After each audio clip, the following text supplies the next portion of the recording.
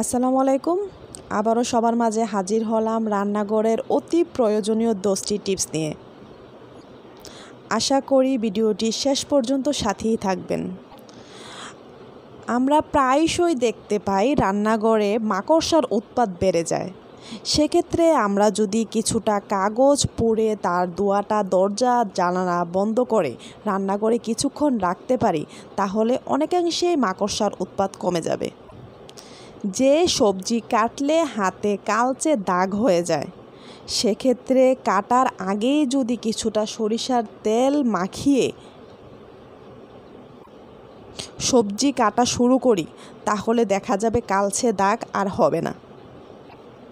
ডিম ফাটানোর সময় সাদা অংশটা যদি কোনো সময় আলাদা করতে চাই, তাহলে দেখা যায় যে প্রায়ই সাদা অংশটা হলুদ অংশটার সাথে মিলে যাচ্ছে। সেক্ষেত্রে আমরা যদি ফেটানো ডিমটি ছাঁকনি সহ ফানেলের মধ্যে ঢালি, তাহলে দেখতে পারবো সাদা অংশটি নিচে নেমে পড়েছে আর হলুদ অংশটি ছাঁকনির মধ্যেই লেগে আছে। সেক্ষেত্রে আমরা ছাঁকনি ব্যবহার করতে পারি। পানিতে সামান্য কেরোসিন মিশিয়ে রান্নাঘর যদি আমরা সপ্তাহে একদিনও মুছি, তাহলে রান্নাঘর থেকে মশা, মাছি, পিঁপড়ের উৎপাত অনেকাংশেই কমে যাবে। রান্নার সময় হাতে হলুদের দাগ লেগে থাকাটা একটা নিত্য নৈমিত্তিক ব্যাপার। সেক্ষেত্রে অনেক বিরক্তির কারণ হয়ে যায় যখন অনেক পানি দিয়ে ধোয়ার পরও সেই হলুদের দাগ যায় না। সেক্ষেত্রে আমরা আলুর খোসা ছাড়িয়ে সেই খোসা যদি হাতে ঘষে ধুয়ে নিতে পারি, তাহলে দেখব যে হলুদের দাগ আর থাকবে না, তৎক্ষণাৎ হাত পরিষ্কার হয়ে যাবে।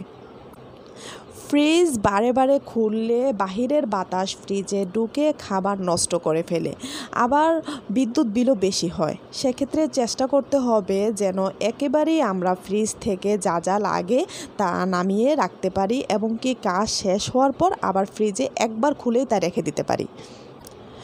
দুধ উতলে পড়ে যাওয়ার ভয় থাকলে পাত্রের কানায় মাখন বা গ্লিসারিন লাগিয়ে দিবেন, দেখবেন দুধ আর পড়বে না। অতিরিক্ত টেনশনও আপনার করতে হবে না। চায়ের কাপ কিছুদিন ব্যবহার করলে আমরা দেখতে পারি তার কানায় বা নিচ অংশে বাদামি দাগ হয়ে যায়, যা দেখতে খুবই বিশ্রী দেখা যায় এবং অনেক কষ্ট করে ধুলেও তা যেন উঠতে চায় না।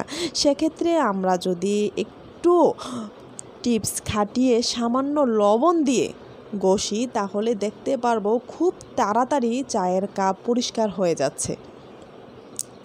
খানিকটা কর্পূর ছিটিয়ে দিলে ছারপোকার উপদ্রব থাকবে না রান্নাঘরে। কয়েক ফোঁটা ভিনেগার ছিটিয়ে ধুয়ে নিলে বাসনপত্রে আর আশেটে গন্ধ থাকবে না। প্রিয় দর্শক, এই সবগুলো টিপস কাজে লাগিয়ে আমি তার সুফল পেয়েছি। আপনারাও তার প্রয়োগ দেখতে চাইলে অবশ্যই তা ব্যবহার করে দেখবেন। আশা করি নিরাশ হবেন না। আমার আজকের এই টিপসগুলো কাজে লাগিয়ে যদি আপনার উপকৃত হয়ে থাকেন, তাহলে অবশ্যই আমার চ্যানেলটি সাবস্ক্রাইব করবেন। আর অন্য কোনো বিষয়ে জানতে চাইলে অবশ্যই কমেন্ট বক্সে তা লিখে জানাবেন। আপনাদের জানানো কথা হতেই কিন্তু আমি আমার ভিডিও বানানোর উৎসাহ পাই। সবাই ভালো